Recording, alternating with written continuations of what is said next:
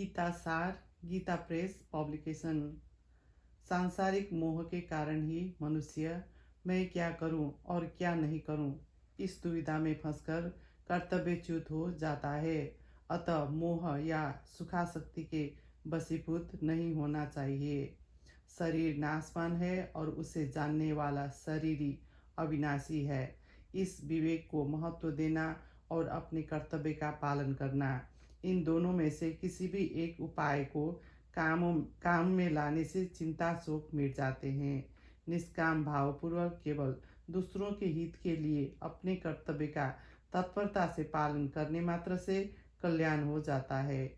कर्म बंधन से छूटने के दो उपाय है। कर्मों के तत्वों को जानकर निस्वार्थ भाव से कर्म करना और तत्व ज्ञान का अनुभव करना।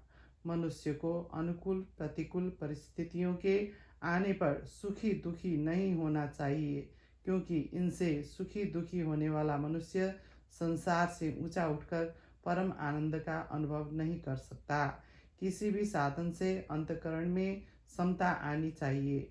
समता आए बिना मनुष्य सर्वथा निर्विकार नहीं हो सकता। सब कुछ भगवान ही है, ऐसा स्वीकार कर लेना सर्वश्रेष्ठ साधन है। अंतकालीन चिंतन के अनुसार ही जीव की गति होती है। अतः मनुष्य को हरदम भगवान का स्मरण करते हुए अपने कर्तव्य का पालन करना चाहिए, जिससे अंतकाल में मनुष्य भगवान की स्मृति बनी रहे। सभी मनुष्य भगवत प्राप्ति के अधिकारी है, चाहे वे किसी भी वर्ण आश्रम संप्रदाय देश वेश आदि के क्यों न हो। संसार में जहाँ भी विलक्षणता विशेषता सुंदरता महत्ता विदता आदि दिखे, उसको भगवान का ही मानकर भगवान का ही चिंतन करना चाहिए। इस जगत को भगवान का ही स्वरूप मानकर प्रत्येक मनुष्य भगवान के विराट रूप के दर्शन कर सकता है। जो भक्त शरीर इंद्रियां मन बुद्धि सहित अपने आप को भगवान के अर्पण कर देता है, वह भगवान को प्रिय होता है। संसार में एक परमात्मा तत्व ही जानने योग्य है, उसको जानने पर अमरता की प्राप्ति हो जाती है। संसार बंधन से छूटने के लिए सत्व रज और तम इन तीनों गुणों में से अतीत होना जरूरी है। अनन्य भक्ति से मनुष्य इन तीनों गुणों से अतीत हो जाता है।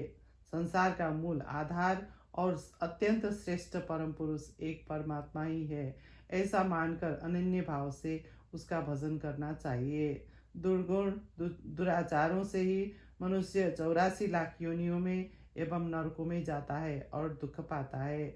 अतः जन्म मरण के चक्र से छूटने के लिए दुर्गुण दुराचारों का त्याग करना आवश्यक है। मनुष्य श्रद्धा पूर्वक जो भी शुभ कार्य करे, उनको भगवान का स्मरण करके उनके नाम का उच्चारण करके ही अभ्यास करना चाहिए।